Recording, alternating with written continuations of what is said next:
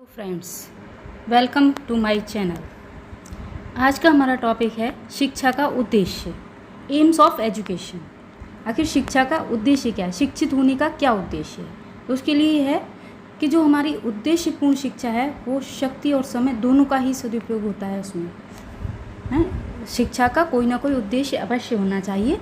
प्रजातांत्रिक राष्ट्र में शिक्षा का उद्देश्य नागरिकों में ऐसे गुणों का विकास करना है जिससे उसका स्वयं का और समाज के दूसरे लोगों का भला हो सके, हित हो सके। यानी ऐसे नागरिकों में ऐसे गुण जिससे सभी का भला हो। इसी के आधार पर शिक्षा के निम्न उद्देश्य बताए गए हैं। पहला, आपका ज्ञान की प्राप्ति का उद्देश्य। दूसरा है शारीरिक विकास का उद्देश्य। तीसरा, चारित्रिक विकास का उद्देश्य। चौथा, सांस्कृतिक विकास का उद्देश्य। पांचवा, आध्यात्मिक विकास का उद्देश्य। छठा है सामाजिक विकास का उद्देश्य।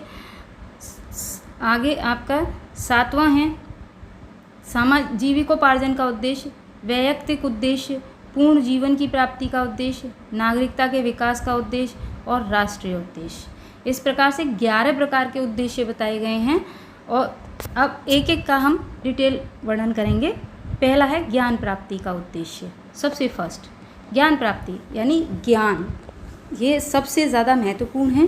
क्योंकि हम आखिर शिक्षा क्यों ग्रहण करते हैं, किसी न किसी तरीके से ज्ञान की प्राप्ति के लिए ही हम उस शिक्षा को ग्रहण करते हैं। तो यही चीज़ है कि इस उद्देश्य से क्या है, बालक को सभी विषयों का ज्ञान कराया जाना चाहिए। चाहे वो कोई सा भी विषय हो, हर क्षेत्र का ज्ञान उसे कराया जाना चाहिए शिक्षा के द्वारा। उसके जो ज्ञान रूपी नेत्र हैं, चक्षु हैं, उनको खोला जाना चाहिए। इसीलिए कहा गया है कि शिक्षा वह साधन है जो बालक के मस्तिष्क को ज्ञान के भंडार से भरती है। इस उद्देश्य के अनुसार ज्ञान ही शक्ति है, ज्ञान ही पवित्रता है और ज्ञान ही प्रगति है। सेकंड, शारीरिक विकास का उद्देश्य। जिस तरीके से आज के समय में, जो आज का आधुनिक समय है, उसमें शरीर का विकास बहुत अधिक आवश्यक है।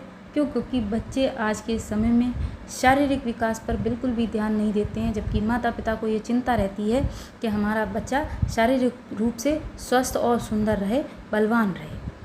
तो इसके लिए शारीरिक विकास के उद्देश्य की भी शिक्षा होनी चाहिए। यानी शिक्षा इस प्रकार की होनी चाहिए जिससे बालक का शारीरिक विकास हो सके, बालक स्वस्थ और सुंदर बन सके।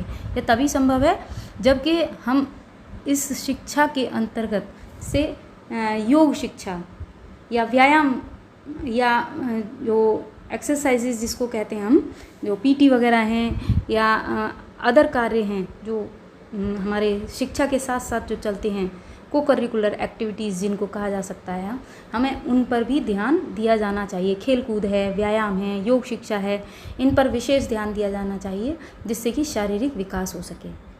अगला है चारित्रिक विकास का उद्देश्य। शिक्षा का उद्देश्य सुंदर व सुदृढ़ चरित्र का निर्माण करना है। शिक्षा जगत में चरित्र से तात्पर्य क्या है, चरित्र से तात्पर्य उन गुणों से है जिनके द्वारा मनुष्य अपना और समाज का भला या हित कर सके, अपना भी भला करे और समाज का भी। लड़ाई झगड़ा या आपका सांप्रदायिकता ऐसी जो है समाज में व्याप्त ना हो, व्याधियाँ जिनको कहते हैं हम हैं। और ये गुण कौन कौन से हैं, ये गुण हैं प्रेम, सहानुभूति, सहयोग, सत्य, त्याग, दया, सद्भावना, क्षमा, सहनशीलता व न्यायप्रियता। इन सभी का विकास जो है वो शिक्षा के द्वारा ही हो सकता है। अगला पॉइंट है सांस्कृतिक विकास का उद्देश्य। शिक्षा के इस उद्देश्य का अर्थ है छात्रों को देश की परंपराओं, रीति रिवाजों व कलाओं की जानकारी देना। अर्थात कह सकते हैं हम अपनी संस्कृति के बारे में जानकारी देना। ये सभी हमारी सांस्कृतिक विरासत कहलाती हैं। जो परंपराएं हैं, जो रीति रिवाज हैं या जो कलाएं हैं, जिन्हें हम एक पीढ़ी से दूसरी पीढ़ी में ट्रांसफ़र या पहुंचाते हैं, वो शिक्षा के द्वारा ही कार्य संभव है, शिक्षा के द्वारा ही किया जा सकता है। ये कलाएं कौन कौन सी हैं, जैसे संगीत है, कला है, नाटक है, नृत्य है, ये सभी कला के अंतर्गत आते हैं। साहित्य भी एक कला है। अगला पॉइंट है आध्यात्मिक विकास का उद्देश्य। आध्यात्म से जोड़ना, अपनी कहते हैं ना स्वयं की पहचान कराना, या फिर कहा जा सकता है बालक को आध्यात्म से जोड़ना। जो शिक्षा का उद्देश्य है वो यही होना चाहिए। और बालक को अलौकिक और दिव्य शक्ति का ज्ञान प्रदान करना। वह दिव्य शक्ति जिसकी वजह से, जिसके कारण इस संसार के सभी क्रियाकलाप जो हैं सारे संभव हो सकते हैं। जितने भी कार्य हैं वो सब उसी दिव्य शक्ति के द्वारा हैं, जिसकी जानकारी हमें शिक्षा के द्वारा बालक को देनी आवश्यक है। अगला पॉइंट है सामाजिक विकास का उद्देश्य, यानी शिक्षा के द्वारा सामाजिक विकास कंपलसरी है, क्योंकि जो व्यक्ति है वो एक सामाजिक प्राणी है और समाज के बिना व्यक्ति का और व्यक्ति के बिना समाज का कोई अस्तित्व नहीं है। इसलिए व्यक्ति को शिक्षा इस योग्य बनाए कि वह सामाजिक बुराइयों का निराकरण कर सके और नवीन सामाजिक व्यवस्था की संरचना भी कर सके, जो अपने अनुसार कह सकते हैं हम कि अपने अनुसार नई सामाजिक संरचना की जा सके। इस तरीके की शिक्षा उसे दी जानी चाहिए। और विद्यालय का जो जीवन है, जो विद्यालय का माहौल है, वो भी इसी तरीके से समाज की विशेषताओं को देखते हुए तैयार किया जाना चाहिए, जिससे छात्र के अंदर सामाजिक जीवन का ज्ञान कराया जा सके। अगला पॉइंट है जीविकोपार्जन का उद्देश्य। शिक्षा का एक महत्वपूर्ण उद्देश्य, ये सबसे महत्वपूर्ण है जीविकोपार्जन, यानी अपनी जीविका चलाना, अपने लिए, अपने घर का और अपना पालन पोषण, अपने लिए खाने पीने की व्यवस्था करना, अपने लिए जो आर्थिक व्यवस्थाएं हैं, जो अर्थ से संबंधित वो सारी व्यवस्थाएं इस जीविकोपार्जन के उद्देश्य से ही पूरी होती हैं। जो आपकी भौतिक सुख सुविधाओं की चीज़ें हैं वो भी इसी के द्वारा आती हैं।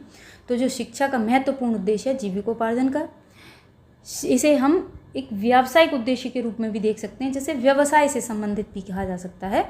इस उद्देश्य के अनुसार प्रत्येक व्यक्ति को इस प्रकार की शिक्षा दी जानी चाहिए जिससे वह कोई ना कोई व्यवसाय अपनाकर अपना और अपने संबंधियों या अपने आश्रितों जो उसके ऊपर आश्रित हैं उन सभी का भरण पोषण आराम से कर सके। अगला पॉइंट है वैयक्तिक उद्देश्य। वैयक्तिक यानी पर्सनल जिसको कह सकते हैं आप, जो व्यक्ति का स्वयं का उद्देश्य क्या होना चाहिए शिक्षा के द्वारा, वो ये है कि शिक्षा के द्वारा व्यक्ति की व्यक्तिगत शक्तियों, योग्यताओं और क्षमताओं का विकास करना। शिक्षा का स्वरूप ऐसा होना चाहिए जिससे व्यक्ति में जन्मजात गुणों के प्रयोग की क्षमता पैदा हो सके। जो व्यक्ति के अंदर जन्मजात गुण दिए गए हैं उनका प्रयोग किस तरीके से किया जाना है, जैसे किसी में बिल्कुल एक्स्ट्रा ऑर्डिनरी जो बच्चे बोले जाते हैं वो जन्मजात गुणों के द्वारा होते हैं, तो उनका प्रयोग किस तरीके से किया जाना है यह शिक्षा के द्वारा कराया जाए। क्योंकि व्यक्ति यदि विकास करता है तो समाज को पूरा लाभ होता है और समाज को लाभ से समाज का भी विकास होता है। अगला पॉइंट पूर्ण जीवन की प्राप्ति का उद्देश्य। पूर्ण जीवन इसे हम कह सकते हैं जो हमारा सर्वांगीण विकास से संबंधित भी कहा जा सकता है कि जो शिक्षा का उद्देश्य है वो हमारे सर्वांगीण विकास के उद्देश्य का समानार्थी भी है, पूरी तरीके से विकास जिसको कहते हैं। शिक्षा के द्वारा जीवन के सभी अंगों का विकास किया जाना चाहिए जिससे व्यक्ति का जीवन पूर्णता की ओर अग्रसित हो।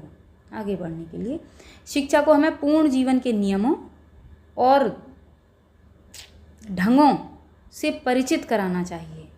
जीवन के नियमों और ढंगों से परिचित कराना चाहिए।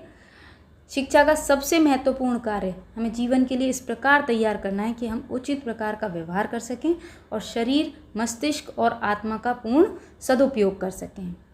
अगला पॉइंट नागरिकता के विकास का उद्देश्य, यानी व्यक्ति में सारे गुण हैं लेकिन जब नागरिकता का विकास नहीं है, नागरिक वह अपने आप को एक राष्ट्र का नागरिक नहीं मानता है तो उसकी शिक्षा बिल्कुल ही व्यर्थ है। तो जो शिक्षा का उद्देश्य है वो नागरिकता के विकास का उद्देश्य भी होना चाहिए, क्योंकि प्रत्येक व्यक्ति किसी न किसी राष्ट्र या किसी न किसी समाज का सदस्य अवश्य ही होता है और वह जिस राष्ट्र का सदस्य है वह राष्ट्र उसको कुछ अधिकार प्रदान करता है। साथ में उन अधिकारों के साथ साथ वह उस नागरिक से या उस व्यक्ति से यह इच्छा भी करता है कि जो उसके कर्तव्य हैं वह उनका निर्वाह पूरी ईमानदारी के साथ करे।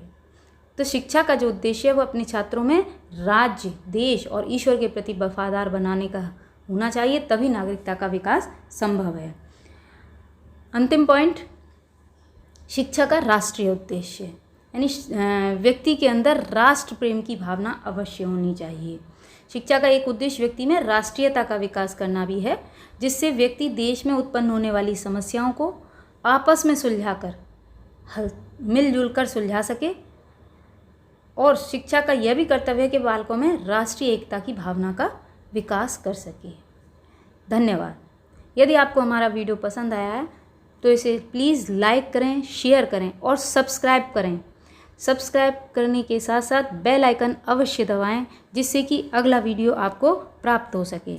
अगला वीडियो हमारा शिक्षा के अभिकरण के रूप में विद्यालय पर आधारित होगा।